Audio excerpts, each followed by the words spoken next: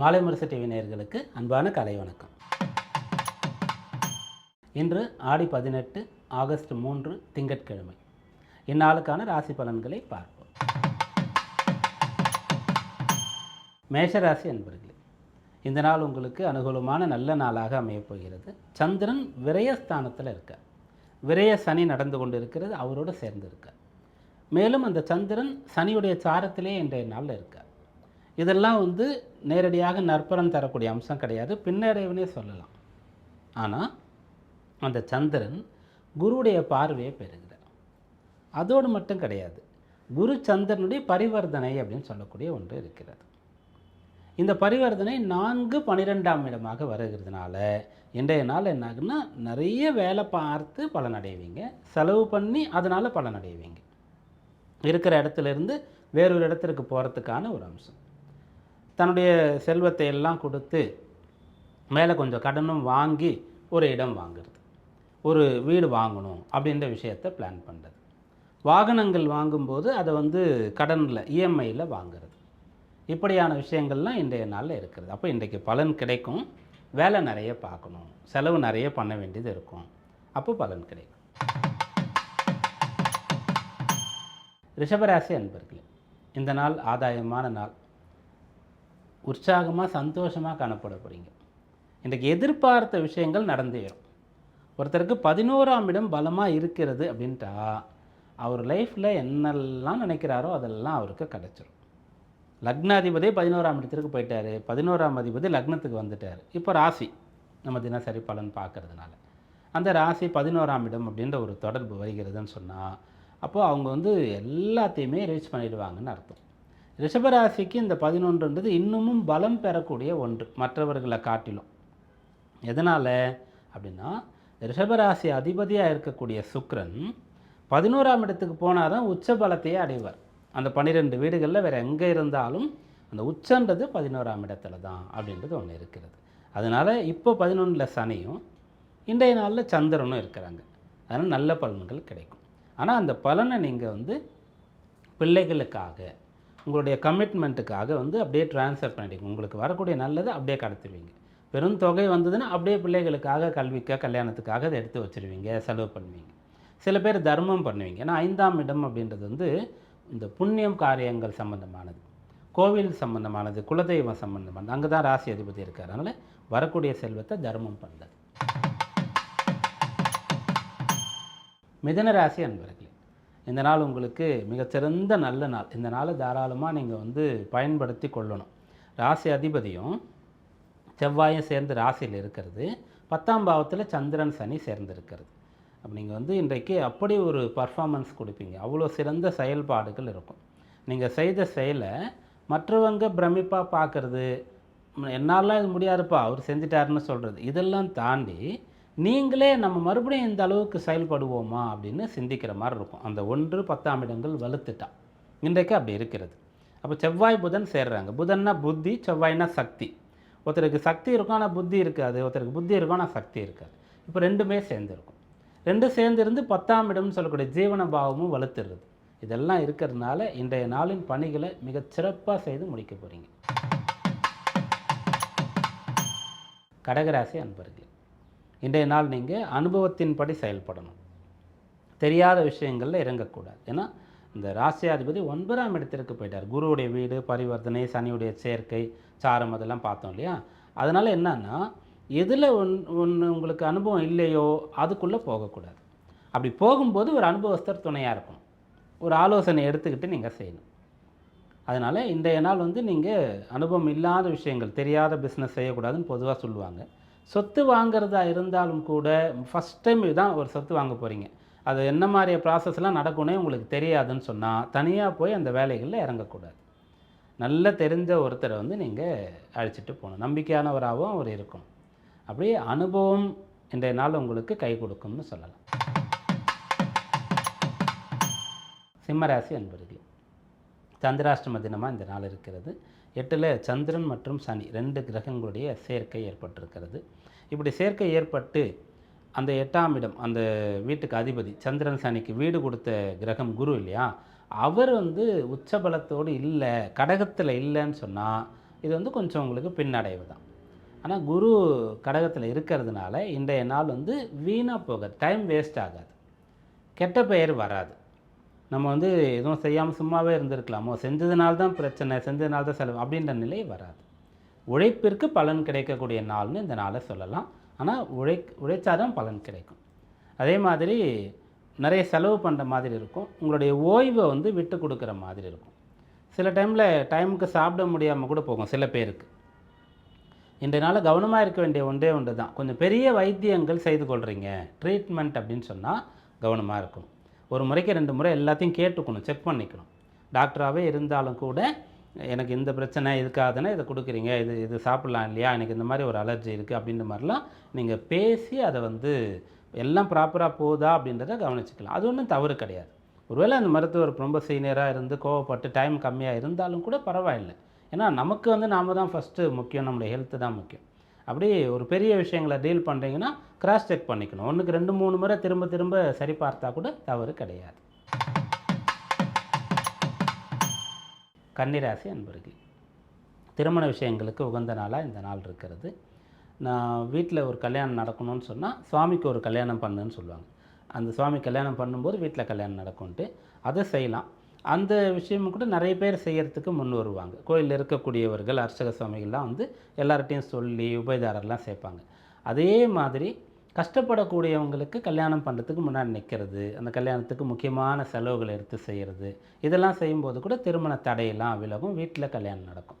7ஆம் பாவத்தில் 5ஆம் அதிபதி இருக்கார், 11ஆம் அதிபதியும் சேர்ந்திருக்கார். அதனால் இது திருமண விஷயங்கள் பேச செய்ய உகந்த நாளாக இருக்கிறது. துளாராசி அன்பர்கள், இன்றைய நாள் உங்களுக்கு கடன் தேவைன்னா இன்றைய நாளில் நீங்கள் அப்ளை பண்ணலாம். கடன் வாங்கிறதுக்கும் கூட சில கிரகங்கள் நமக்கு ஒத்துழைக்கணும், சம்மந்தப்படணும், அப்போ தான் கடன் கிடைக்கும். அப்போது நல்ல விஷயங்களுக்கு கடன் தேவை, தொழில் அபிவிருத்திக்காக கடன் தேவைன்னா வாங்கலாம். மெடிக்கல் இன்சூரன்ஸ், ஹெல்த் இன்சூரன்ஸ் சம்மந்தமான விஷயங்கள் ஏதோ பிரச்சனை இருக்குன்னா அதை சரி பண்ணலாம். ஃபஸ்ட்டு இப்போ தான் நீங்கள் வந்து ஒரு இன்சூரன்ஸ் எடுக்க போகிறீங்க, காப்பீடு எடுக்க போகிறீங்கன்னு சொன்னால் அந்த விஷயங்களை இன்றைய நாளில் செய்யலாம். இதெல்லாம் 6ஆம் பாவத்தோடு தொடர்பு பெற்ற விஷயங்களாக இருக்கிறது. 6, 8ஆம் இடம், ராசிக்கும் அதிபதி, 8ஆம் இடத்துக்கும் அதிபதியாக இருக்கக்கூடிய சுக்கிரன் 12ல் போய் நீச்சமாட்டார். அதனால் இந்த மேற்சொன்ன விஷயங்கள்லாம் இன்றைய நாளில் செய்யலாம். அது கரெக்டு, நம்ம செஞ்சது அப்படின்ற மாதிரி இருக்கும். விருச்சிக ராசி அன்பர்கள், இன்றைய நாள் வந்து கல்வி சம்பந்தமான யோகம் இருக்கிறது. படிக்கிறவங்களுக்கு படிப்பில் இருக்கக்கூடிய பிரச்சனை சரியாகும். நன்றாக படிப்பது எப்படி, இந்த ஆண்டு நிறைய மதிப்பெண் பெறுவது எப்படி, தேர்ச்சி பெறுவது எப்படி அப்படின்ற மாதிரி தெரிஞ்சுக்கிற மாதிரியான விஷயமா இருக்கும். நல்லா படிக்கிற ஒருத்தர் உங்களோட சேர்ந்து படிக்கிறதுக்கான துணை கிடைக்கிறது ஒரு அம்சம். அப்புறம் படிப்பில் தடை ஏற்பட்டுருச்சுன்னு சொன்னால் அந்த பிரச்சனைலாம் சரி பண்ணி மீண்டும் படிக்கிறதுக்காக யாரோ உதவி பண்ணுறாங்க அப்படின்ற மாதிரி ஒரு விஷயம் இருக்கிறது. வேலை பார்க்குறவங்க வேலை செய்கிற வேலை தெரியாமல் மற்றவங்க கிட்ட போய் டெய்லி நிற்கிறீங்க அப்படின்னும்போது அதை கற்றுக்கிறதுக்கான ஒரு அம்சம் இன்றைய நாளில் சிறப்பாக இருக்குது. தனுர் ராசி அன்பர்களே, இன்றைக்கு உங்களுக்கு நல்ல வீடு வாகனம் அமையக்கூடிய யோகமானது இருக்கிறது. 4ஆம் பாவம் வலுக்கிறது, 8ஆம் இடமும் சம்மந்தப்படுகிறது. அப்போ என்ன பண்ணணும்னா இன்றைய நாளில் நீங்கள் பயனுள்ள காரியங்களில் ஈடுபடணும், நிதானமாக இருக்கணும். முடிந்த அளவிற்கு அவசரம், கோபம், வேகம் இதை வந்து தவிர்க்கணும். வெளி உணவுகளை தவிர்க்கிறது இன்றைய நாளில் நல்லது. வெளி உணவு சாப்பிட்டு தான் ஆகணுன்னும் போது பெருசாக உடலுக்கு ஒவ்வாமை ஏற்படுத்தக்கூடிய உணவுகள் என்னென்னு பார்த்து தவிர்த்துட்டு எளிய ஆகாரங்களை நீங்கள் எடுத்துக்கொள்ளலாம். அது மாதிரி ஒரு சிக்கல் வருகிறது, ஒருத்தரோடு ஏதோ பிரச்சனை வர மாதிரி இருக்குது, தேவையில்லாமல் அதை போய் பேசும்போது பெருசாகும்னு சொன்னால் விட்டு கொடுத்துடலாம். அங்கேயே விட்டுட்டா அது பிரச்சனை ஏற்படாது. அப்படி நீங்கள் ஆகார விஷயம், மற்றவங்களோட சண்டை சச்சரவு வரக்கூடிய விஷயங்களில் கவனமாக இருந்தால் இன்றைய நாள் அனுகூலமாக இருக்கும். மகர ராசி அன்பர்களே, இந்த நாள் உங்களுக்கு செய்யக்கூடிய செயலில் பலன் கிடைக்கும். கொஞ்சம் அந்த வேலை இழுக்கும், ரொம்ப டைமை யோசித்து மீண்டும் மீண்டும் வேலை செஞ்சு முடிக்கிற மாதிரி இருக்கும். இன்றைய பணிகள்லாம் உங்களுக்கு வந்து கொஞ்சம் தாமதத்தை ஏற்படுத்தும்னு சொல்லலாம். தடை இடையூறுன்னு கூட சொல்ல வேண்டிய அவசியம் இல்லை, லேட்டாக முடியும். நீங்கள் எக்ஸ்பெக்ட் பண்ணுறதை விட அதிக நேரம் ஸ்பெண்ட் பண்ணால் தான் ஒன்றை படிக்க முடியும், ஒன்றை கற்றுக்கொள்ள முடியும், ஒரு வேலையை செய்து முடிக்க முடியும், ஒரு இடத்துலேருந்து இன்னொரு இடத்துக்கு போக முடியும். அது பயணமாக இருக்கலாம், வாழ்க்கையாக இருக்கலாம். நீங்கள் இன்றைய நாள் பொருள் பெறுவது, எந்த ஒரு விஷயம் செய்கிறதா இருந்தாலும் கொஞ்சம் டிலே ஆகும். அப்படி ஆகும்போது நம்ம இவங்களால் தான் ஆயிடுச்சு, அவங்களால தான் ஆயிடுச்சுன்னு கோபப்படாமல் இன்றைய நாள் டைம் அப்படி இருக்குது அப்படின்றத ஏற்றுக்கொள்ளும் போது ரிலாக்ஸ்டாக இருக்கலாம். அதுக்கேற்ற மாதிரி பிளான் பண்ணிக்கும்போது டைம் நம்ம கையில் இருக்கும். இன்றைய வேலை அனைத்தையும் செய்து முடிக்கலாம். கும்பராசி அன்பர்கள், இந்த நாள் உங்களுக்கு பண வரவு தரக்கூடிய நாளாக இருக்கிறது. அந்த பண வரவுன்னு சொல்லும்போது 2, 6, 10ஆம் இடத்தை சொல்லுவோம். அதுக்கான ஒரு கனெக்ஷன் இன்றைய நாளில் இருக்குது. 2ல் சந்திரன் இருக்கார், சனியுடைய சாரம். 6ஆம் பாவத்தில் இந்த சந்திரன் இருக்கக்கூடிய வீட்டு அதிபதி குரு வந்து இருக்கார். 10ஆம் இடம் வந்து உங்களுக்கு செவ்வாயாக வரும். அந்த செவ்வாய் வந்து 5ல் இருக்கார். அதனால் இன்றைய நாள் பண வரவு வரும். அது வந்து பூர்வீக சம்பந்தமானதாக இருக்கலாம், பிள்ளைகள் சம்பந்தமான வழியில் உங்களுக்கு பணமோ அல்லது மகிழ்ச்சி தரக்கூடிய ஒரு நற்செய்தியோ கிடைக்கக்கூடிய அம்சமானது இருக்கும். ஏதாவது உடல் உபாதை பற்றி கவலைப்பட்டு கொண்டிருந்தால் ஒன்றும் பிரச்சனை இல்லை, சரியாயிடுச்சு, இல்லை அந்த பிரச்சனையே உங்களுக்கு இல்லை, அப்படியான ரிசல்ட் எல்லாம் உங்களுக்கு கிடைக்கிறதுக்கான அம்சம் இன்றைக்கு இருக்குது. மீனராசி அன்பர்கள், இன்றைய நாள் அனுகூலமான நாள்னு சொல்லலாம். தேக உழைப்பு, கடினமான உழைப்பு இன்றைய நாள் உங்களுக்கு இருக்கும். ஆனால் பலன் கிடைச்சிடும். நிறைய சிந்திக்கிற மாதிரி இருக்கும். ஆனால் வந்து நல்ல விஷயத்தை நீங்கள் பிளான் பண்ணிடலாம்.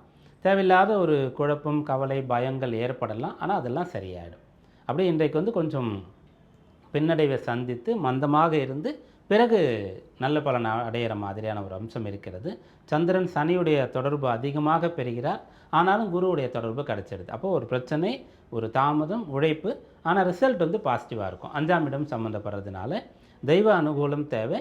நல்ல ஒரு உங்களுடைய சக்திக்கு ஏற்றவாறு ஏதாவது ஒரு தர்ம காரியத்தில் ஈடுபட்டுட்டு ஏதாவது ஒரு தர்மம் பண்ணிவிட்டு இன்றைய நாளை தொடங்குனீங்கன்னா இந்த நாள் உங்களுக்கு அனுகூலமாக இருக்கும்.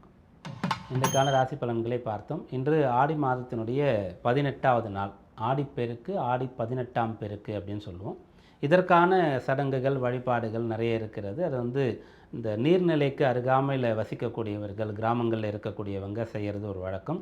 இப்போல்லாம் நகர்ப்புறங்களில் கூட வந்து இந்த ஆடிப்பெருக்கு வைபவங்களை பக்கத்தில் இருக்கிற கோவில், குளங்கள், சமுத்திரம், பீச்சுக்கு போகிறது அப்படின்ற மாதிரி விஷயங்கள்லாம் செய்து கொண்டாடுறாங்க.